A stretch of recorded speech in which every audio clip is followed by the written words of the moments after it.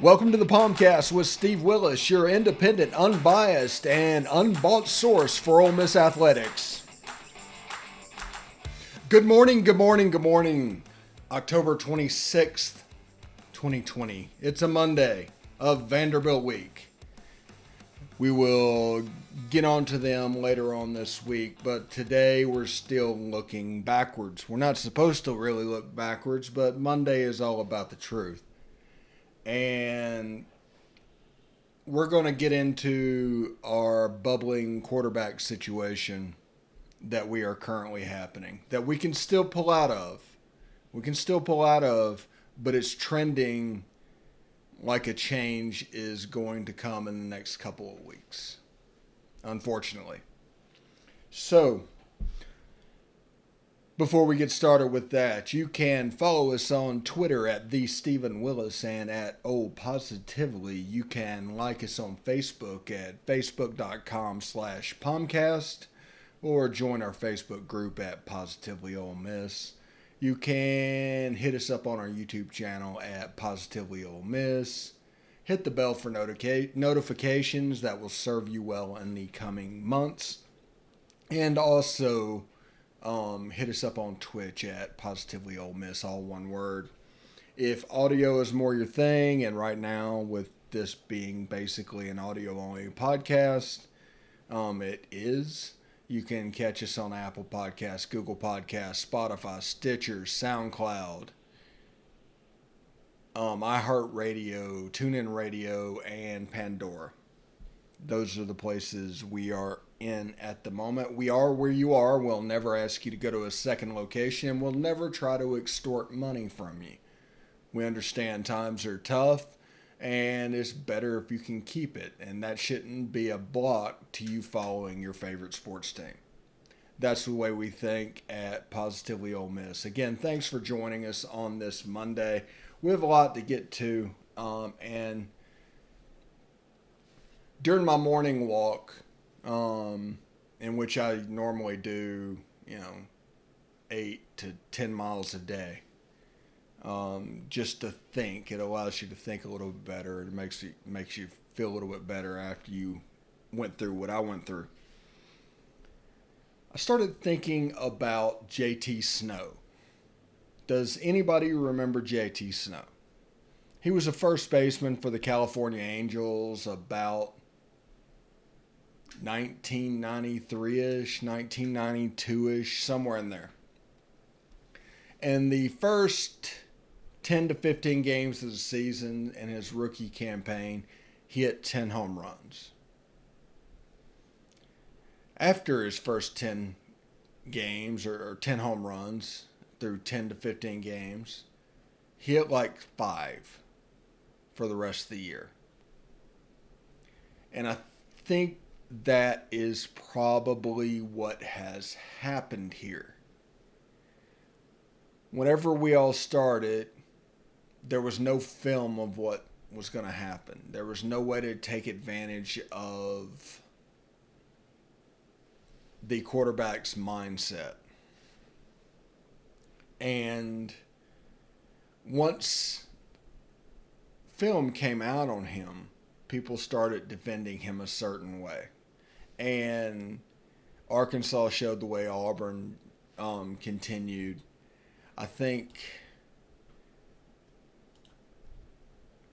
I have a theory that I'm looking up at the moment that he didn't throw for 100 yards other than that 60-yard reception.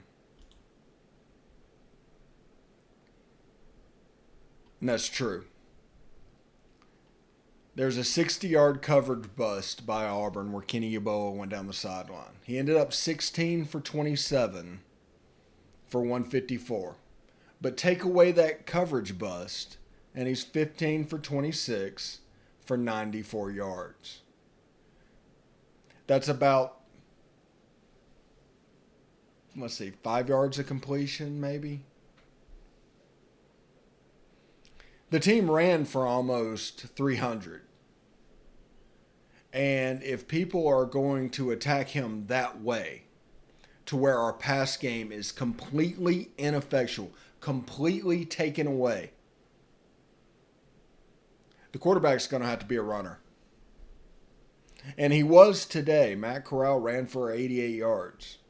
John Rice ran for 50. But now, I say that to where I think we are a game away from a change possibly being made at the quarterback position. This is trending very much like 1995. Maybe 1983. If you remember that. 1983, they started 1-5. They changed from Ken Austin to Kelly Powell and won their last 5. 1995, they changed from Josh Nelson to Paul Head at the very end of the season. And the next year, they went from Paul Head to Stuart Patridge and eventually found their guy. But we are trending 2-1 run to pass right now. And our passing game is just not there at the moment. Like 94 yards and 15 completions. Sure, there were some drops in there, but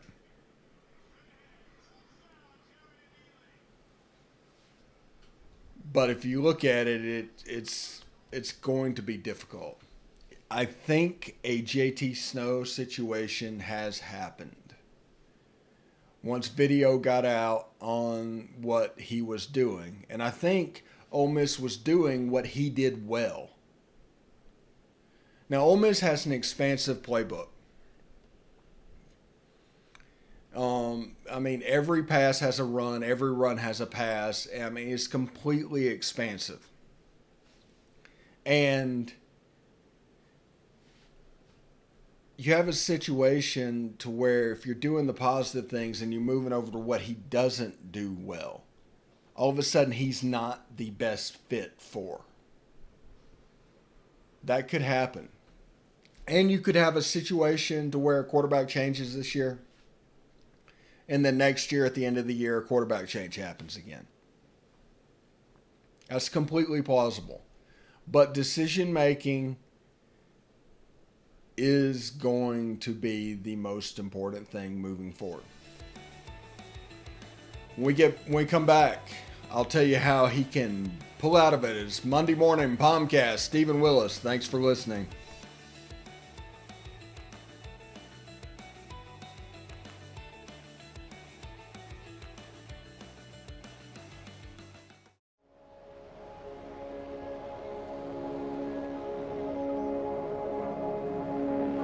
Only 10% of us get enough daily exercise.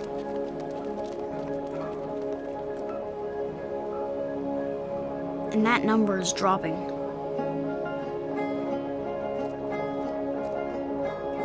Nearly 30% of us are overweight or obese.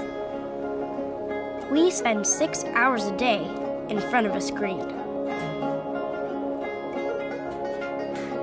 As a result, we now have a shorter life expectancy than our parents. But give us the right start in sports, and we'll never stop. Learn how at active4life.ca. Hey, this is Stephen Willis from Positively Ole Miss. We're almost done with this break. We'll be back with good information quite soon. The military has been in every generation of my family, and so has VA. It wasn't easy for my dad after Vietnam, but VA helped him and my mom get the home they'd always wanted. My grandpa's been coming to VA since World War II. They even helped him lay to rest one of his battle buddies from Normandy. And me, I followed in their footsteps and served with pride. And now that I'm out of the military, the GI Bill's helping me with school.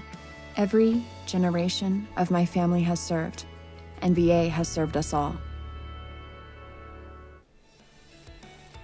POMcast, Stephen Willis, thanks for joining us today. I want to talk a little bit, and this whole show is going to be about the quarterback position because Ole Miss, I think, is trending towards having a quarterback problem. Didn't say controversy, a quarterback problem. And I think next week, John Rice's workload is going to expand, and you might even see Kincaid Dent. I mean, that's the reality of this. Matt Corral has one game to turn this around. One game. And it's against Vanderbilt. So it's pretty good. Although he is very good with zone defenses. Derek Mason is. So I expect some semblance of that to show up. And they had multiple weeks to get ready for this game.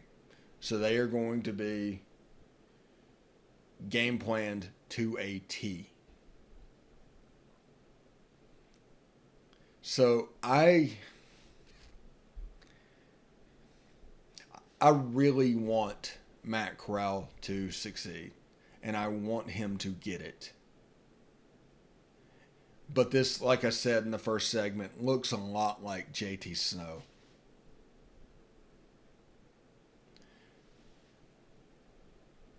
It is upsetting, and he is running out of time to get it right. 94 yards passing against Auburn, -1 coverage bust.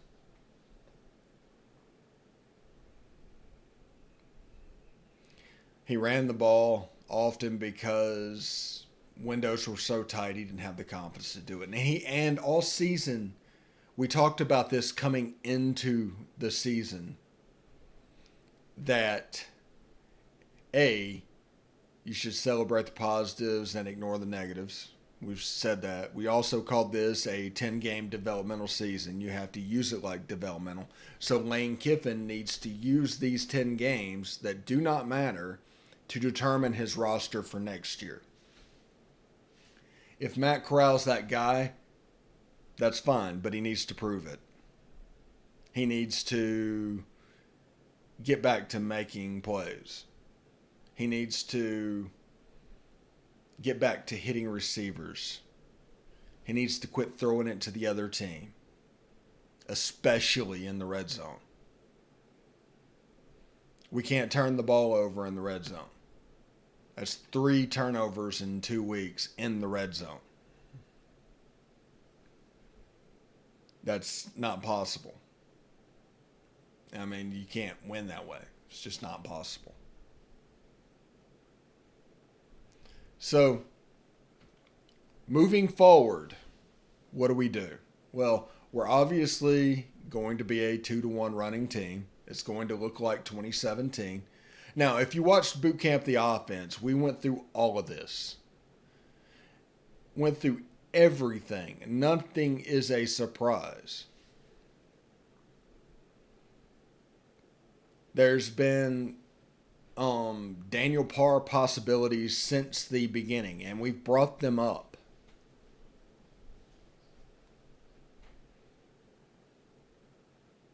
The question is,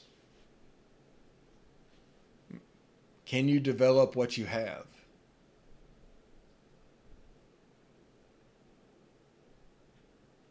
And that's what I want to see. JRP coming into the game is a mighty fine option.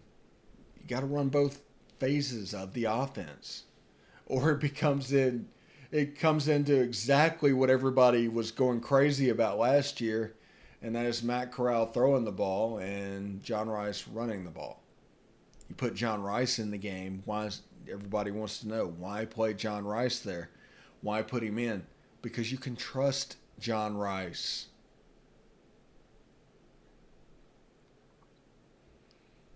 Let's not forget, the Arkansas game didn't just shake Matt Corral's confidence.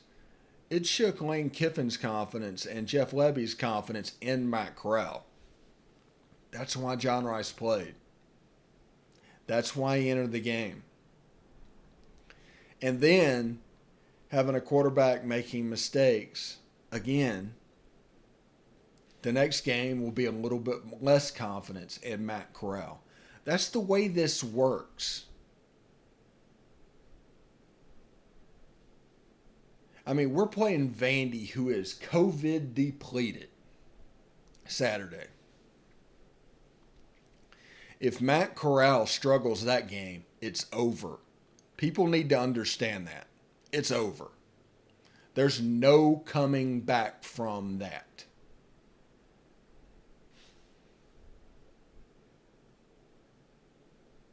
It's just the way it is. People have to have narratives and takes. And I enjoy it. I listen to some of the podcasts to where they just take the data point and they stretch it. To where it's like, hey, we go against Auburn and you look at it here, oh, we're not going to win any games the rest of the year. When 3 weeks ago, so we can beat everybody. Which is it? I mean, seriously, which is it? The answer is it's neither. The answer is each game is a self-contained data point. It has no bearing on next week's game. It is only used for narrative purposes by people that don't understand the game itself. It's a way for them to talk about something. It's a way for them to break down something they're more comfortable with. And they're obviously more comfortable with, oh, can Ole Miss beat Vandy? Oh, now right now, can Ole Miss beat South Carolina? They can't answer why this is happening. They just want to talk about that it's happening, and here's the problem moving forward. It's not the way this works. And you're better off not going down that rabbit hole. Because we talked about this season, celebrate the positives, ignore the negatives. I mean, Ole Miss could very easily be 3-2 right now, with losses to top 5 teams or top 10 teams. Very easily. They're not. They're 1-4. Because they're not making enough plays and they're deficient in certain areas. Whenever one unit plays well, the second unit plays poorly. Whenever the first and second unit play well, the third unit plays poorly. That's the way this is working right now. And it comes down to really lack of depth because of the NCAA. We're still climbing over that hill. We're still on probation. This is still basically the 2019 Mississippi-made class trying to make something happen. I mean, that's what this is. This isn't the 2020 class. They're not playing, although Cedric Johnson is seeing more and more of the field, so good for him. And this isn't really the 2018 class other than Elijah Moore. I mean, it's the 2019 class. And you just look at it, it's like all the way across the starting lineup. Now, the eligibility clock is not counting. It isn't at the moment. So they're going to come back and get to be sophomores again. So that's what I was telling you about. This is a developmental season. This is about putting the right pieces in place for 2021. I think that is probably why they're going the way they're going with the quarterback position. Because let's just be honest. If they won't throw the ball with John Rice, I mean, he's kind of stuck. He's a novelty piece. Of course, you can't throw the ball right now with Matt Corral. That's the problem. So there's a chance we could see a little Kincaid dent moving forward. There is a chance. And if John Rice is in the game, he needs to throw the ball more than once. You need to run more than just quarterback runs. Now, in his package, now I understand that. He's running a package of plays designed for his skill sets. I get that. But that package needs to include a couple passes every game. He needs to throw the ball down the field. He actually throws quite well along the sideline, vertical routes. He throws a nice 9 route. It's the intermediate stuff that would be a problem and need to be developed. He'd hit the checkdowns. You can trust him. He's not going to turn over the ball.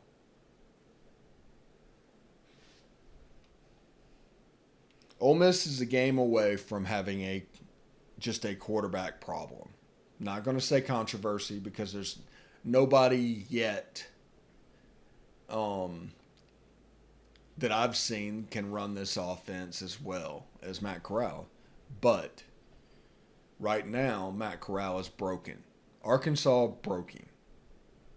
His confidence is shot. He's always been a guy that needs something well to happen early in the game, or something good to happen to him.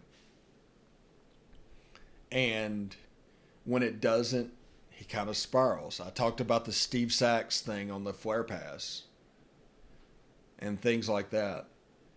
He's not hitting 100% at the line of scrimmage currently. He's not. He's got some sort of a mental block. But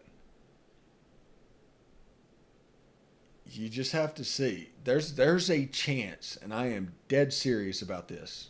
If they sign Luke Altmaier, he's the starting quarterback day one of next year. That's the truth.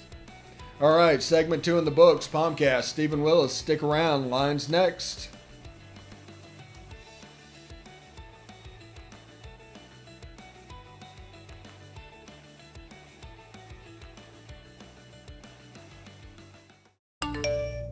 You want to answer that, don't you? I bet it's just killing you seeing the soft glow just inches away. Someone wants to tell you something or ask you something. Oh, come on, answer it already! Just so we're clear, that wasn't my fault. Next time, ignore your inner voice. Don't text and drive. A message from Florida's trusted choice independent insurance agents.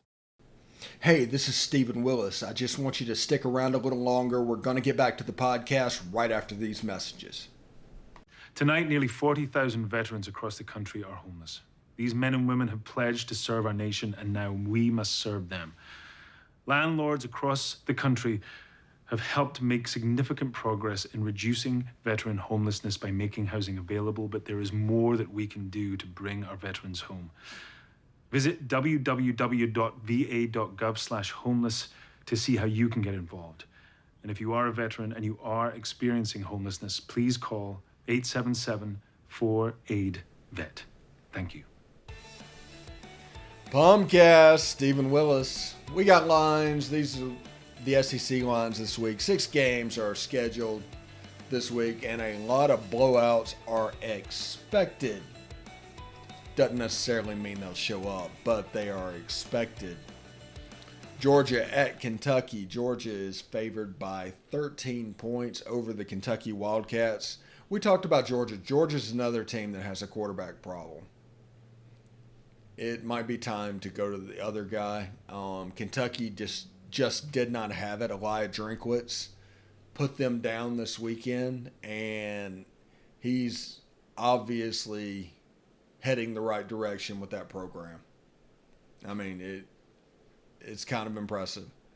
LSU at Auburn. Auburn is favored by 2 points.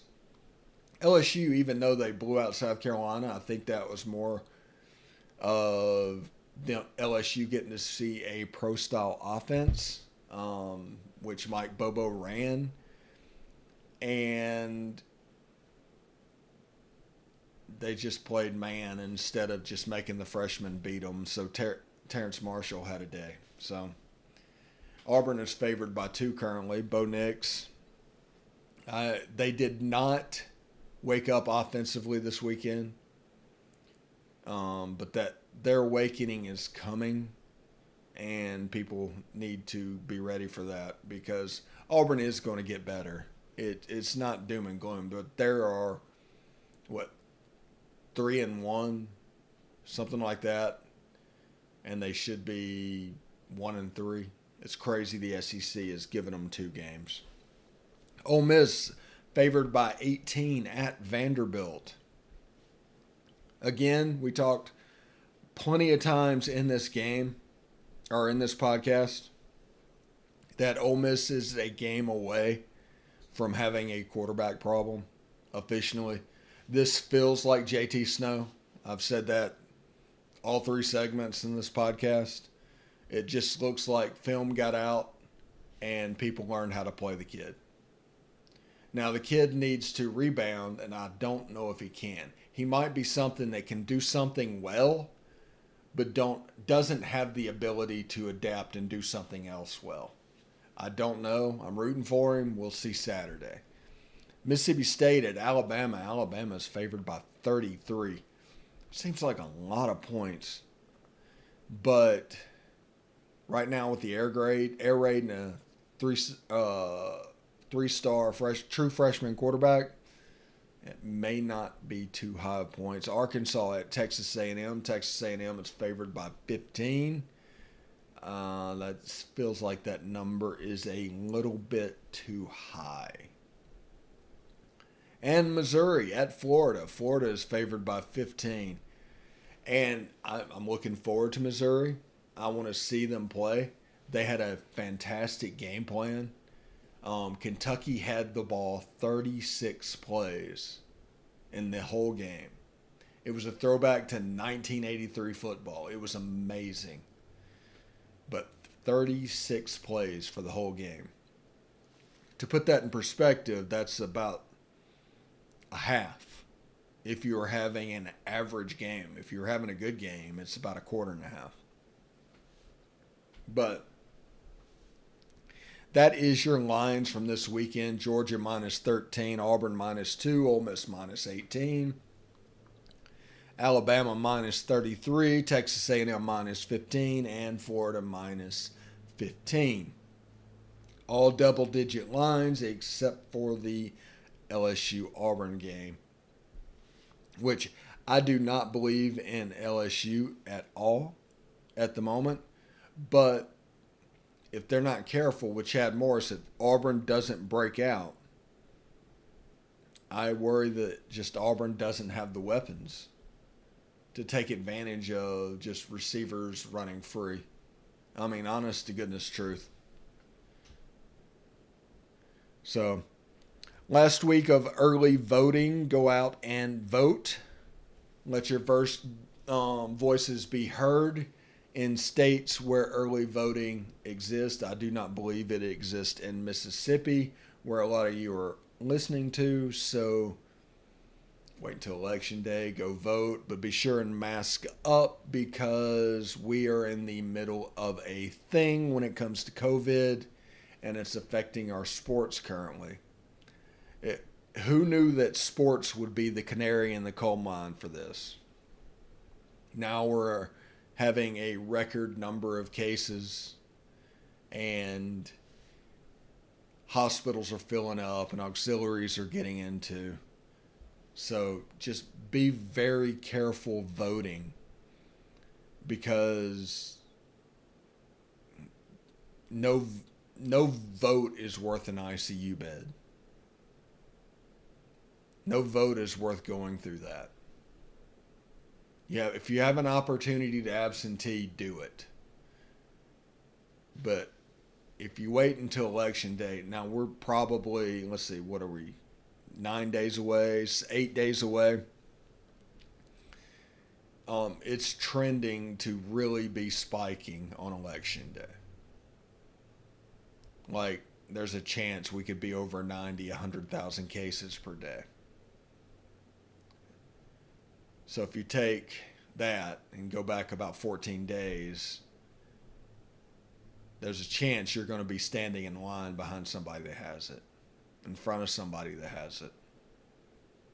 So just be careful. Wear a mask. Take your hand sanitizer with you, and just do what you need to do to make the right decision for safety, because that's the most important thing here is safety, because it's just gotten completely out of control. Anyway, that's today's show. Thanks for listening. I'm Stephen Willis. This is the POMcast. See you tomorrow.